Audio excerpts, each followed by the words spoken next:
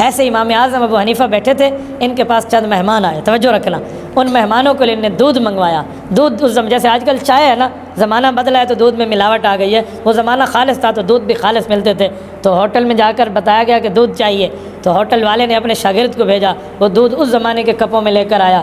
امام ابو حنیفہ کے مہمانوں کے سامنے اس نے کپ رکھے تو امام صاحب کو بہت اچھا لگا، بچے کا انداز، بچے کا طریقہ، تو کہا بیٹا یہ کپ اٹھانے بھی آپ آنا۔ انہوں نے کہا جی ہاں۔ وہ واپس آیا تو امام صاحب نے پوچھا کیا نام ہے؟ کہنے لگا یعقوب۔ کس کے بیٹے ہو؟ کہا ابراہیم۔ کون ابراہیم؟ کہا وہ ابراہیم جو وفات پاک۔ اچھا اچھا اچھا، آپ یتیم ہیں، آپ تو چھوٹے ہیں، ہاں تو کیا کرتے ہیں؟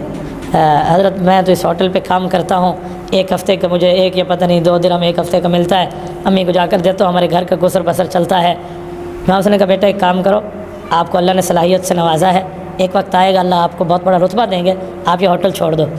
تو کہا پھر میری معیشت کا، کہ وہ اللہ پاک کی طرف سے میں ذمہ دار ہوں، وہ اگر 1 درہم دیتا ہے تو میں 2 دوں گا، وہ 2 دیتا ہے تو مجھ سے 4 لے لینا، لیکن یہاں پڑھنا شروع کر دو۔ بچے نے کہا ادھر کوئی کام وام تو نہیں کرنا پڑے گا؟ کہا جی نہیں، یہاں صرف پڑھنا ہوگا۔ انہوں نے کہا جی بسم اللہ۔ انہوں نے جا کر کب واپس کیا، پڑھنے بیٹھ گیا۔ 1 ہفتے بعد ڈبل تنخواہ ملی تو ماں کو جا کے دی، ماں کو نہیں پتہ، ماں نے کہا استاد نے دی؟ کہا جی استاد نے دی۔ تو ماں اس ہوٹل والے کا شکریہ ادا کرنے آئی، اللہ آپ کا بھلا کرے، آپ نے میرے بچے کا تعاون کیا۔ انہوں نے کہا کون سا بھلا کرے، تیرے بچے نے یہاں دوبارہ منہ نہیں دکھایا۔ کہا یہاں نہیں آتا؟ کہا یہاں آج بھی نہیں ہے، دیکھ۔ اچھا کہاں گیا؟ کہا وہ مولوی بیٹھے ہیں مسجد میں، اس کے پاس بیٹھے۔ تو وہ امام صاحب کے مجلس میں آئی اور یہ بچہ پڑھ رہا ہے۔ کہا یعقوب، کہا اب استاد سے اجازت لیں، کہ میرے استاد سے بات کرا، کہ میں ان کی والدہ ہوں، آپ نے کون سا ظلم کیا ہے، ہم آپ کا شکریہ تو ادا کرتے ہیں کہ آپ نے 2-4 روپے زیادہ دے دیے، لیکن آپ کب تک دیں گے؟ آپ مولوی ہیں، یہ مولوی بنے گا تو کھائے گا کہاں سے؟ یہ اس زمانے کی بیماری چلی آ رہی ہے، تو میں اپنے بچے کو یہاں نہیں پڑھنے دیتی، آپ اسے نکالو۔ پکڑا اور اس کو جا کے ہوٹل پہ بٹھا دیا۔ امام صاحب کے پھر مہمان آئے تو دوبارہ اسی طرح بچہ آیا تو امام صاحب نے کہا بیٹا بیٹھ جا، تنخواہ کتنی؟ کا جی 3 درہم۔ کا مجھ سے 5 لے لینا، بیٹھ جا یہاں۔ ایک بار پھر بیٹھ گیا۔ اب کی بار امی کو پتہ چلا تو امی پھر آئی تو امام صاحب نے ماں کو بڑی لجاجت سے کہا کہ آپ میرے لیے قابل احترام ہیں، میری بڑی بہن ہے، میری گزارش مانیں، اس بچے کو یہاں بٹھا دیں۔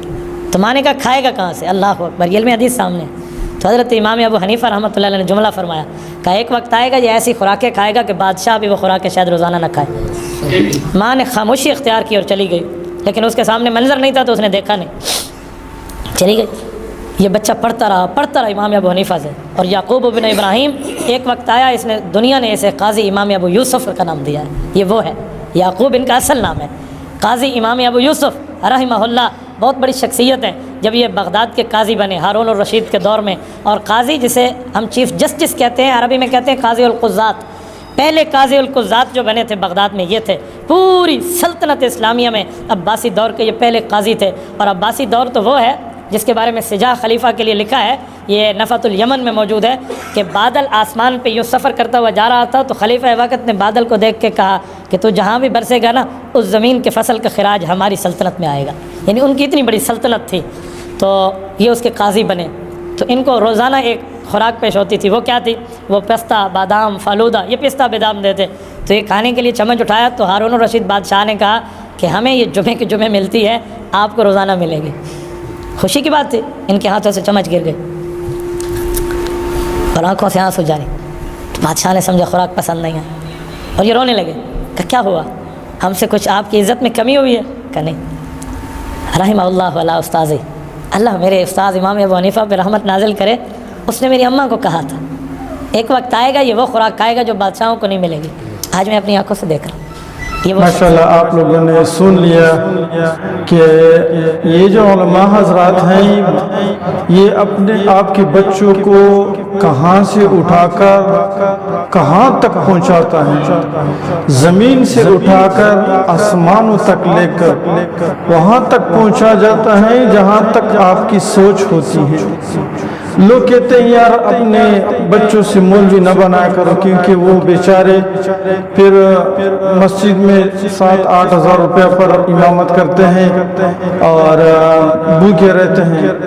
اور خدا کے بندوں میں آپ کو کہہ رہا ہوں کہ جتنا علماء کہتے ہیں، تاریخ میں ابھی تک کوئی بھی تاریخ کی کتابیں پڑھ کر آپ دیکھ لیں، ابھی تک کسی مولوی نے بھوک کی وجہ سے نہ خودکشی کی ہے نہ بھوک کی وجہ سے وہ مر گیا ہے. ہاں اتنا آیا ہے کہ زیادہ کھانے کی وجہ سے اس کو ہارٹ اٹیک ہو گیا اور مر گیا ہے, لیکن بھوک کی وجہ سے کوئی بھی عالم جو ہے نہیں مرا ہے. دوسری بات یہ ہے کہ ایسے جو خوراک ہیں یا اور چیزیں ہیں, یہ ایسے بڑے بڑے بادشاہ جو لوگ ہوتے ہیں وہ بھی نہیں کرتے, جیسے علماء حضرات جو ہیں وہ کھاتے پیتے ہیں.